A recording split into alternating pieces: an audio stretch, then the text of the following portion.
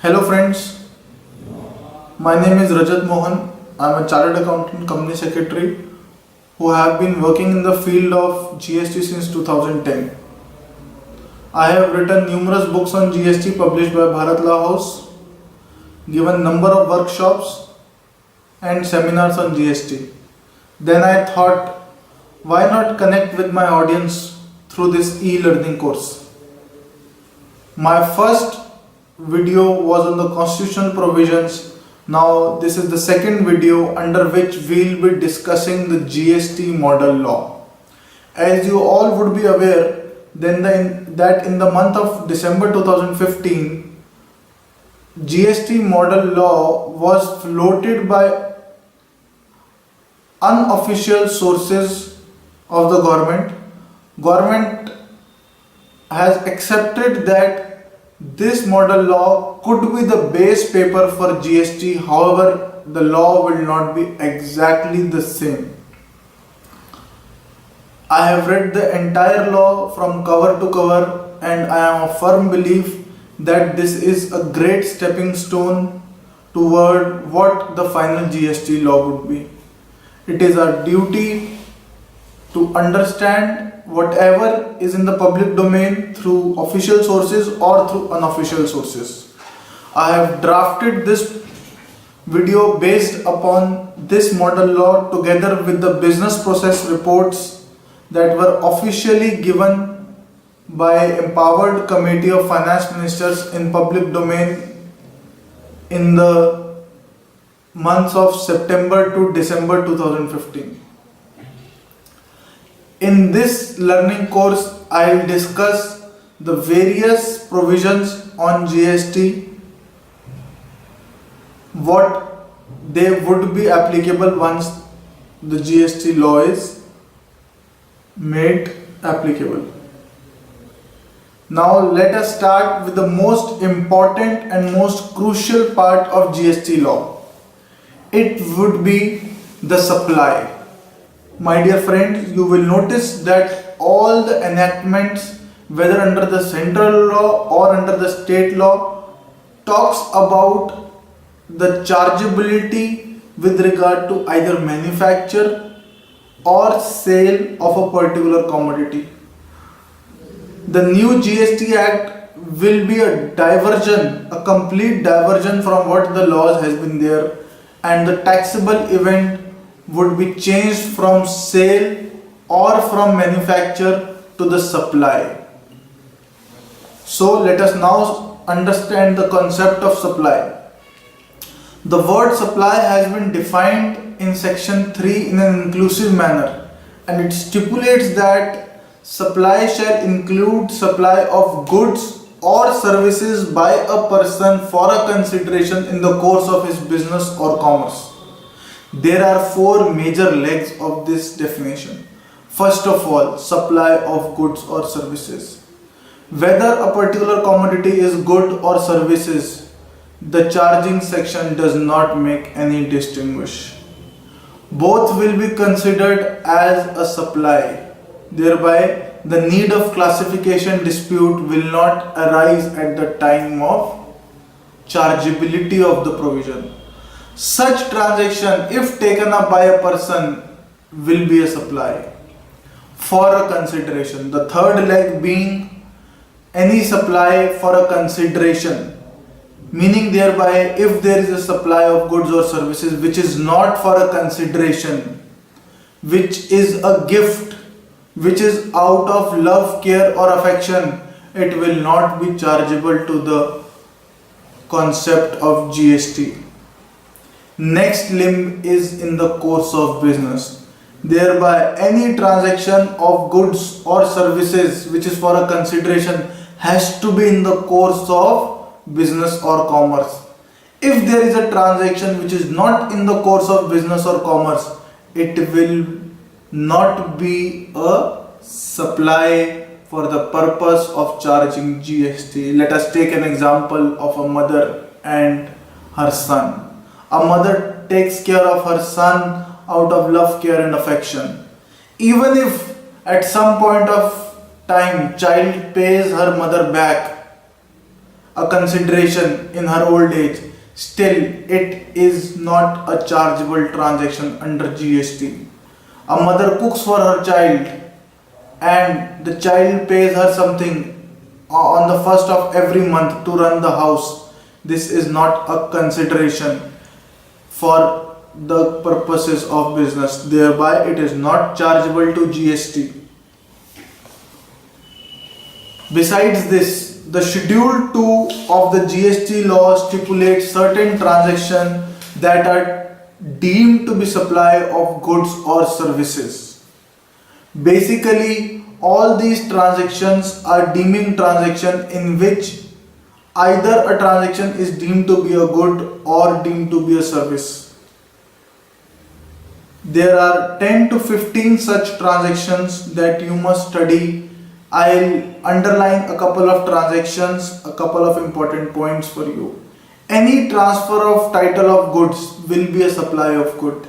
Any transfer of title of goods without transferring the title of such goods will be a supply of service. Any let out of commercial building, residential building, vacant land will be a service. Any transfer of business assets of a person to another person for personal uses will also be a supply of services. Similarly, if any person who is a taxable person under the provisions of GST ceases to be a taxable person, then all goods lying in the stock of such person would be chargeable to GST as a supply of goods. After the deeming fiction, let us come to the section 7, which stipulates that CGST or SGST will be applicable on all intrastate transaction of goods or services which are to be taxed at the effective rates. Section 7 further stipulates that CGST and SGST will also be applicable on specified services on reverse charge basis. Thereby, the current provisions of reverse charge under service tax law will also be imputed under GST. The only difference would be right now this tax is leviable only by central government, but when it is levied by GST, it will be levied both by CGST and SGST. This is the charging section under CGST Act or SGST Act. However, with regard to IGST Act will provide for the charge on interstate supply of goods or services. We will discuss the provisions of IGST in our next presentation. All the concepts of interstate supplies will be discussed in that presentation. Now let us discuss what is the time of supply. My dear friends, till now we have discussed the meaning and scope of supply. Now another point is, what is the time of supply? If a particular supply of goods or services is considered a supply, the next question in your mind will arise, at what time it will be put to tax. Whether the taxing event will be its manufacturing, whether the taxing event would be sale or any other event. So this basically is the time of supply. Time of supply is divided into two parts: time of supply of goods and time of supply of services. First of all, we will start with time of supply of goods. Section 11 stipulates that time of supply of goods shall be earliest of the following.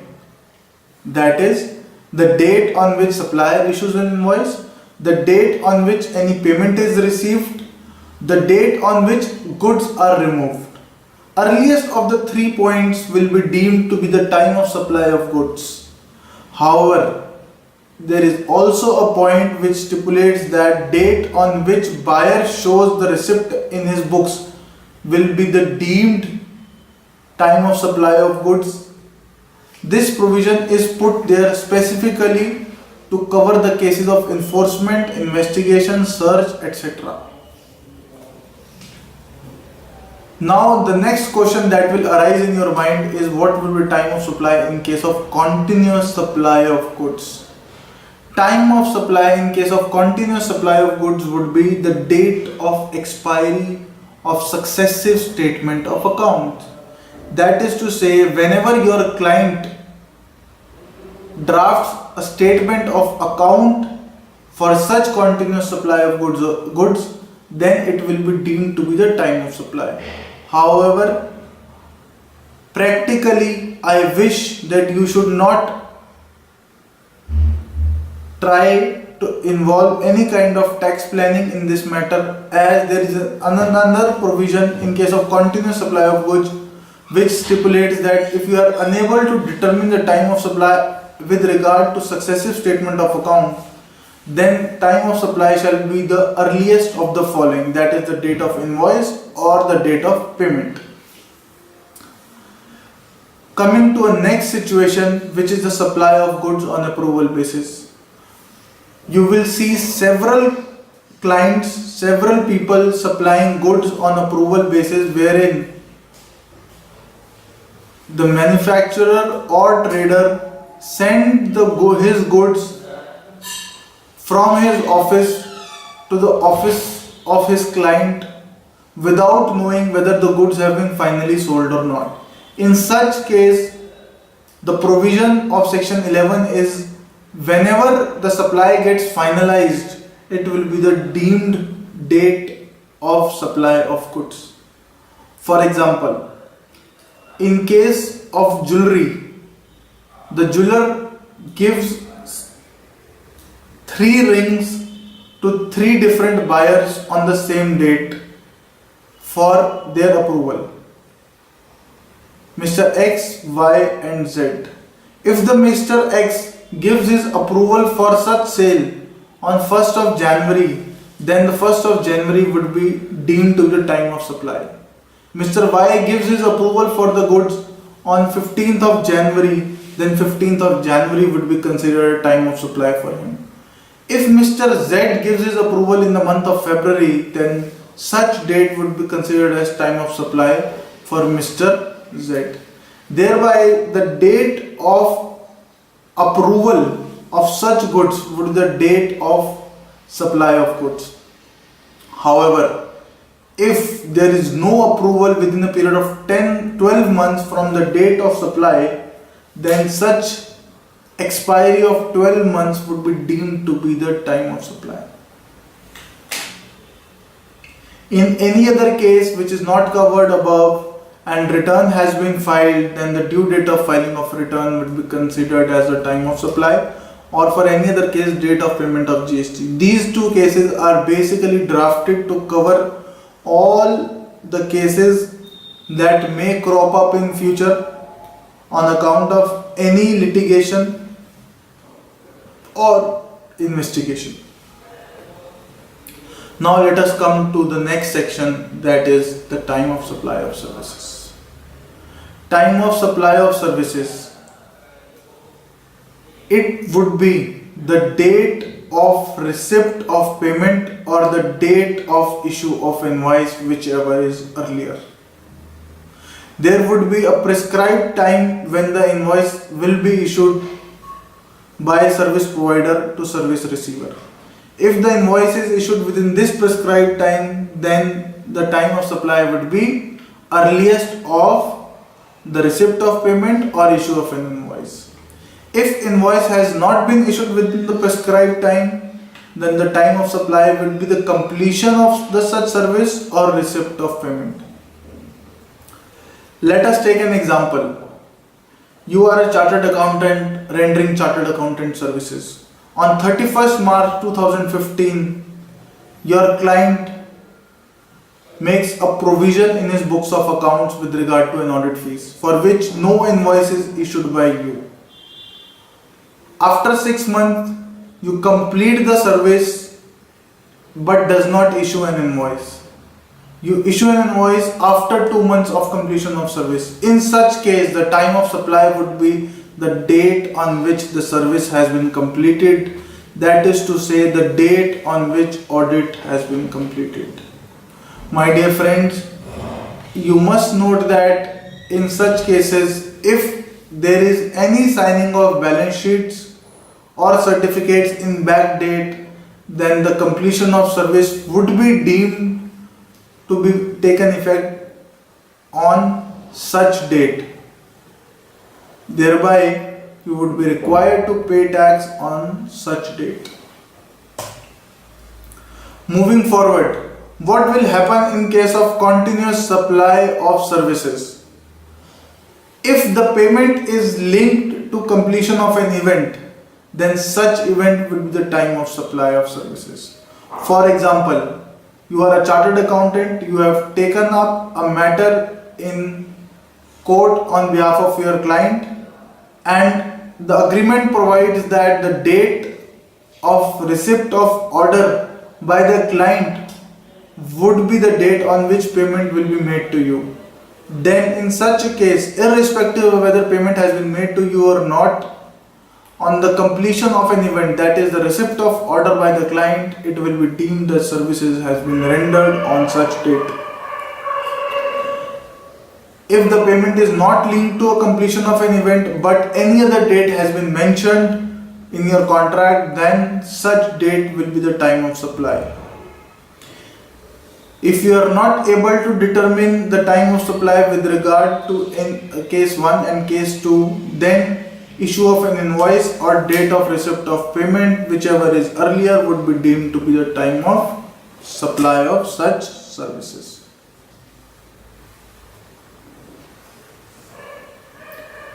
Now the provision with regard to what will happen in case of reverse charge. What would be the time of supply of services in case of reverse charge?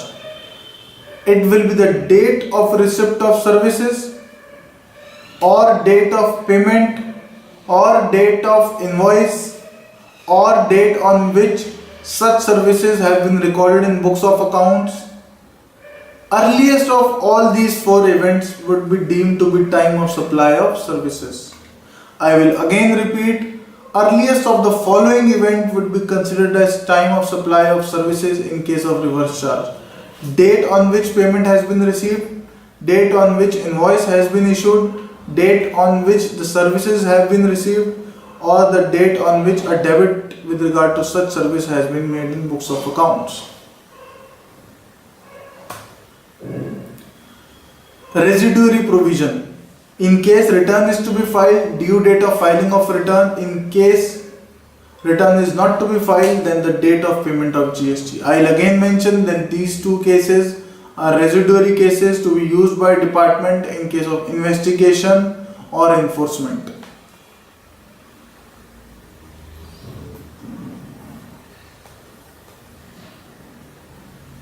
Now let us come to the provision as to what will be an interstate sale and what would be an intrastate sale.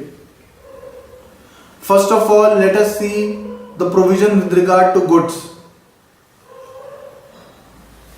Provisions of GST Act provides that if goods are moved from one state to another, it will be an interstate transaction of goods. But if the goods are not moved from one state to another, it will be an intrastate goods. Let us take an example. From Delhi, goods are being transferred to the state of Haryana. Thereby, the starting point of the goods is Delhi and the completion of an event happens in Haryana. This is an interstate sale. But if the starting point of goods is in Delhi and the completion of an event is also in Delhi, then it will be an intrastate sale, irrespective of the fact that goods crosses the border of Delhi and then again comes into the state of Delhi, then this fact is not to be considered. Similarly, if the service provider and service recipient both are in the same state, then it will be an intrastate supply. If both are in different state, then it will be an interstate supply of services. Now let us read the provisions with regard to the place of supply. Section 15 and 16 specifically discuss about the place of supply of goods and services respectively. Let us start with the section 15, place of supply of goods. Supply of goods in case the transportation is arranged. It will be the location of service receiver. Let us take an example. If Mr. X comes to the factory of Reliance and stipulates that these goods are to be transferred and delivered to his office, then the location of his office will be the location on which the goods have been supplied. Whereas if Mr. X comes to the office of Reliance and his factory gate, he takes up the delivery of goods and then he himself transfers the good to his own office, then the location of service provider, the location of where the goods have been handed over to receiver will be deemed to be the place of supply. In case goods are required to be assembled, then the place where the assembly takes is the place of supply of such goods. If goods are supplied on any conveyance, then the location of boarding of such goods on such conveyance will be deemed to be the place of supply. Here I would like to take an example for you. For example, Leela Hotel in Gurgaon is given an order to supply food on the flight going to North America. Leela Hotel in Gurgaon prepares the food and then goes to Delhi where the flight is standing and then transfers the goods on such flight in the state of Delhi, then the state of Delhi will be considered as the place of supply of such goods. Let us take a next case where the supply of goods does not involve any movement.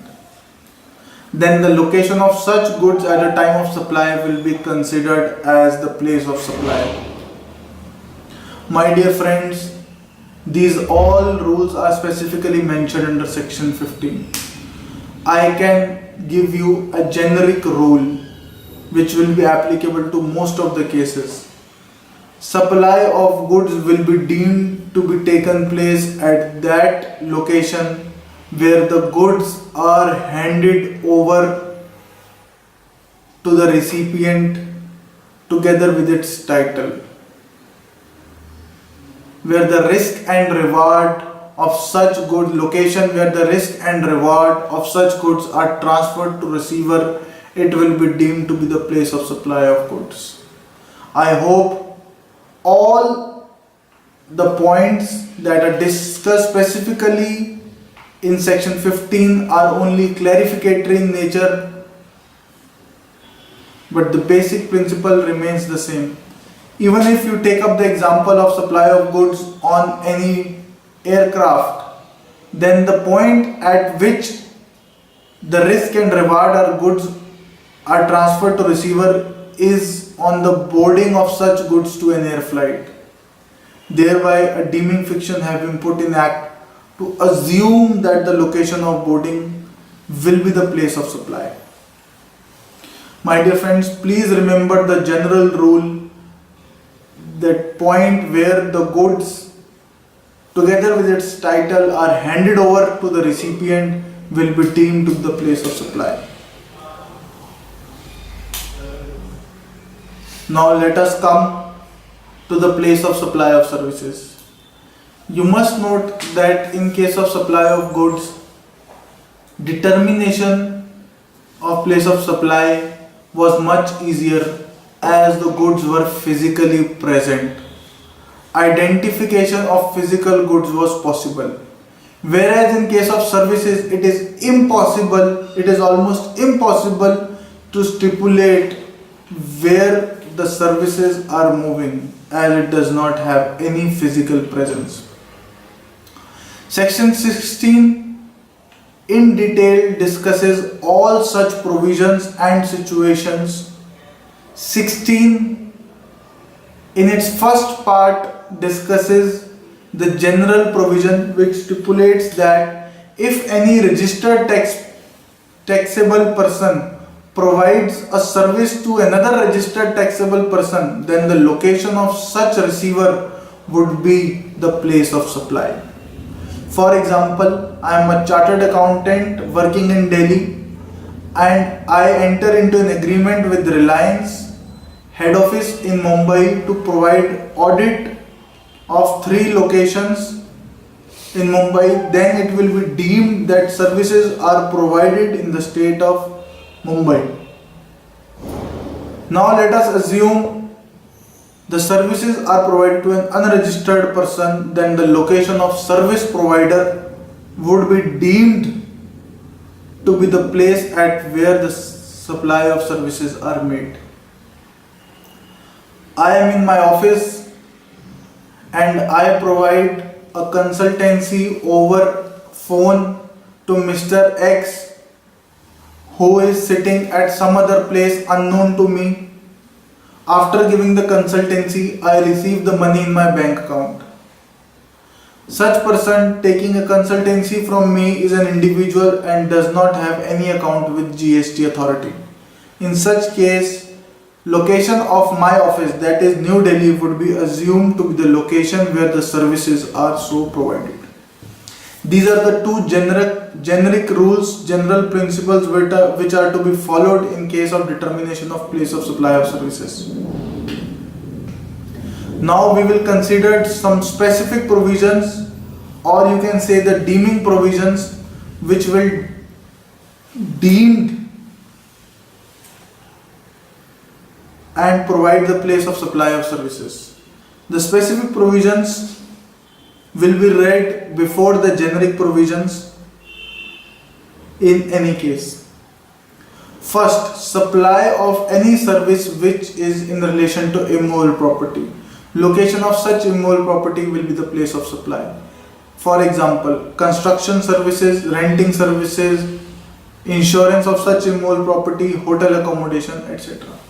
Personal services, the services which are to be provided somewhere. Location of providing such services would be the place of supply. For example, fitness services, training services, outdoor catering and health services.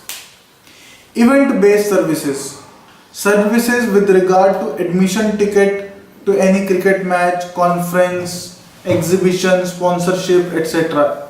The location of such event would be deemed to be the place of supply of such services.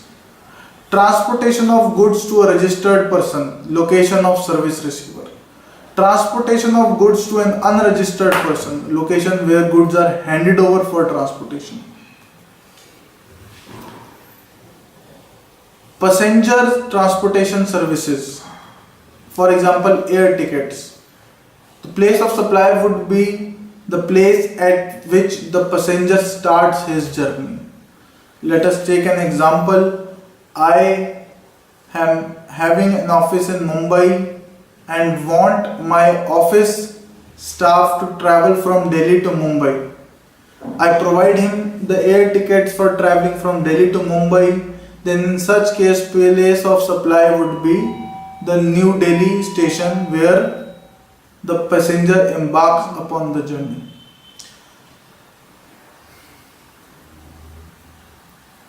Whenever any service is rendered on board a conveyance, then the location of first scheduled departure of such conveyance would be the place where the supply will be deemed to be provided.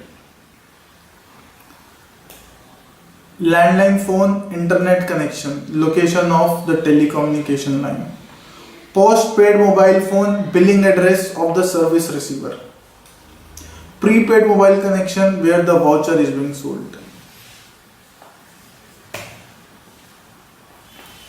My dear friends, I hope with this I am able to justify the detailed provision with regard to as to what is a supply